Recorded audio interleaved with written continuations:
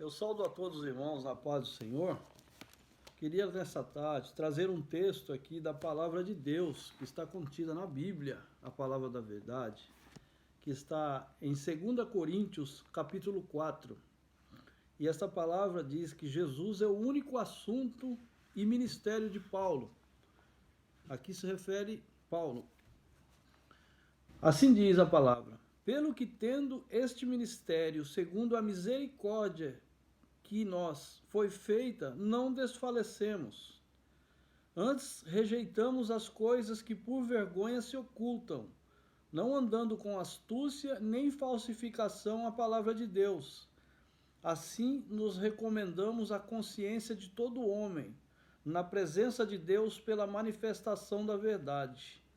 Mas se ainda o nosso evangelho está encoberto, para os que se perdem está encoberto, nas quais o Deus deste século cegou o entendimento dos incrédulos, para que eles não resplandeça a luz do evangelho da glória de Cristo, que é a imagem de Deus.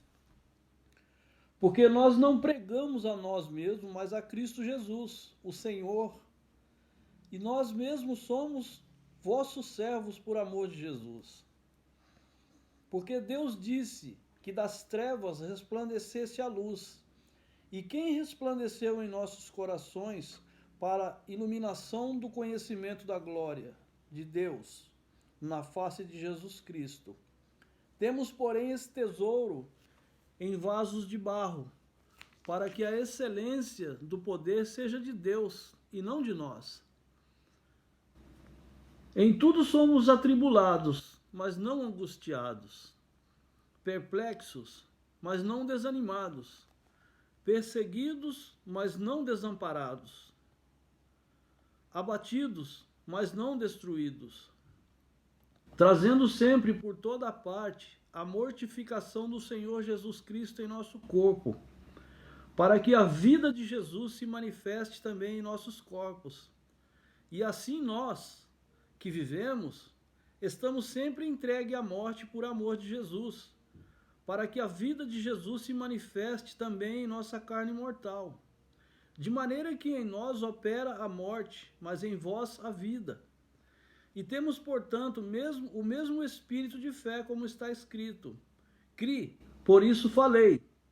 Nós cremos também, por isso também falamos.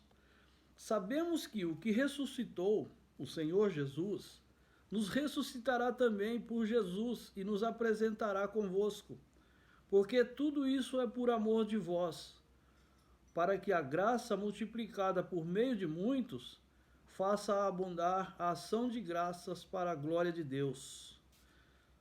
Então, irmãos, na verdade, é um texto que vem mostrar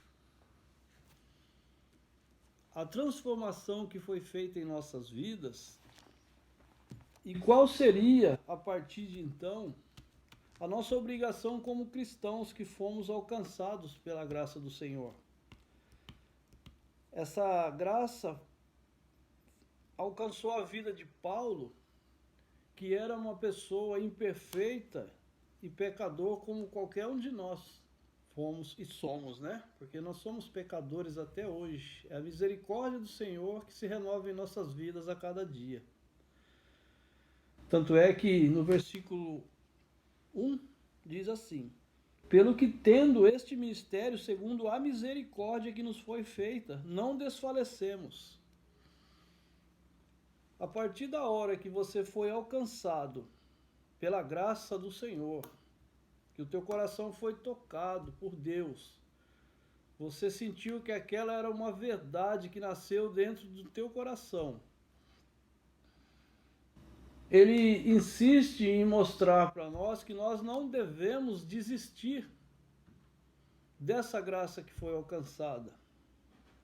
Mais abaixo no versículo 7, diz assim: temos, porém, este tesouro em vasos de barro, para que a excelência do poder seja de Deus e não de nós. Então não tem como fazermos algo excelente contando com nós mesmos. Isso é impossível. Muito pelo contrário, nós estaríamos enganando a nós mesmos. Como existe muito engano acontecendo em muitas igrejas, né? Então, se nós agirmos ao contrário do que está escrito aqui nesse versículo, estaríamos nós enganando a nós mesmos e nada estaria acontecendo. Não estaríamos representando em nada o que o texto nos ensina. E mais abaixo, no versículo 8 está escrito assim: em tudo somos atribulados. Isso quer dizer que nós não devemos esperar nenhum confete, nenhum tapete vermelho, não devemos esperar nada no que diz respeito a estarmos trabalhando na obra do Senhor. Em tudo somos atribulados, mas não angustiados, porque se o meu sentimento e o teu sentimento em trabalhar na obra do Senhor seja de alegria por ser perseguido, por ser caluniado, por falarem mal de você, por todas as coisas que o homem, o nosso eu, ele não gostaria de sentir, se o seu coração se alegra nessas coisas, verdadeiramente você está fazendo a vontade de Deus. Porque o nosso eu tem que desaparecer a partir da hora que nós, que não esquecemos aquele dia que dissemos: eu entrego a minha vida ao Senhor, eis-me aqui, Senhor. E ainda muitos dias de hoje, às vezes a gente ouve pessoas cantar louvores, né? Pregar a palavra, e tem aquela dificuldade de viver realmente o que está cantando ou pregando. Por quê? Porque mantém dentro do coração uma resistência que não é compatível com a nova vida que levou.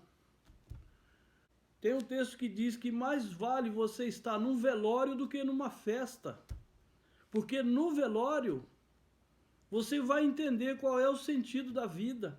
Você vai saber que você não é nada. Na verdade, nunca foi. Então não tem como querer construir algo de dizer eu sou, eu faço, eu fui. Porque esse título pertence àquele que é e sempre será. Não pertence a nós.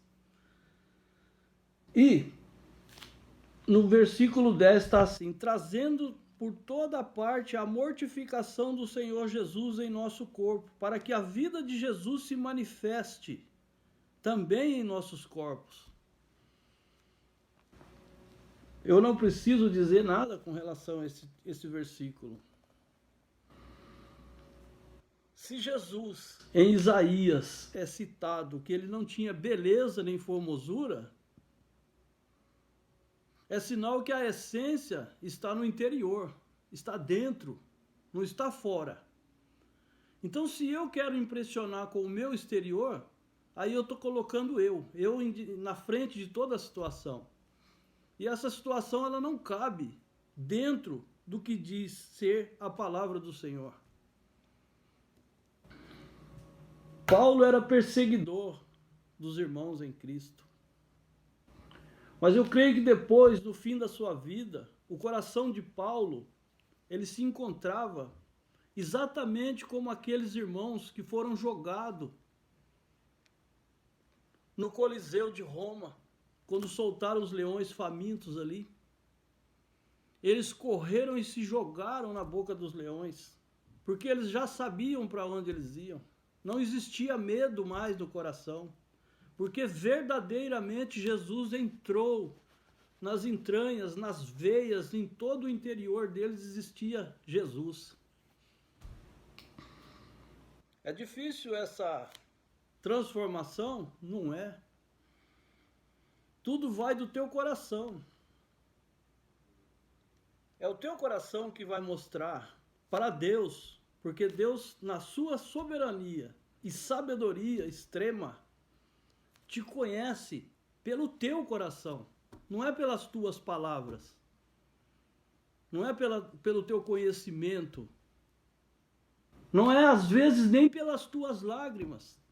As lágrimas é um sentimento bem genuíno do Espírito Santo, mas às vezes não é. Existem textos que vão mostrar que isso realmente é verdade. Deus não faltaria em Deus a capacidade de entender que Ele precisaria conhecer o teu coração, porque senão ele seria enganado. Porque nós os homens, todos nós os homens, nós somos falsos, nós somos podres, perdidos, nós não somos dignos de nada. Ainda que passarmos dia e noite de joelho, orando e chorando e fazendo de tudo, não chega nem aos pés da dívida que temos. Se alcançamos alguma coisa, é pela misericórdia do Senhor. E eu creio e penso que todo cristão de verdade, ele crê e entende desta forma. Tudo que acontece na terra, tudo, mas tudo mesmo, que te agrada ou que te desagrada, que te alegra ou que te deixa triste, acontece pela misericórdia e vontade de Deus. Não há quem possa impedir. É uma reflexão que eu espero entrou aqui nos meus ouvidos primeiro quando eu li. E aquele que quer ouvir e quer entender e quer meditar no texto está em 2 Coríntios, capítulo 4. Você pode conferir na sua Bíblia. Esse é o papel daquele que tem um coração transformado. E se você for para 1 Coríntios capítulo 1, aí você vai ter uma aula de como praticar o amor, de como estar assim na vontade do Senhor. Esse livro, irmãos, tem gente que já leu 10, 20 vezes e não aprendeu nada. E tem gente que nunca leu e já tem noção, já nasceu com a noção. E tem gente que leu um pouquinho e já tem um pouco de entendimento. Ler e aprender é bom, mas entender é melhor ainda. Eu espero que brilhe em nossas vidas, na tristeza, ou no sofrimento, ou nas perseguições, a alegria de saber que aquele que é maior do que tudo se importou com você e te escolheu. Não adianta ninguém querer fazer uma história ser diferente daquela que Deus escreveu. Não adianta. Dura coisa é lutar contra os aguilhões, como está escrito no livro de Paulo também. Que o Senhor possa te abençoar e que você tenha um bom dia, uma boa noite, em nome de Jesus, amém? Que Deus te abençoe.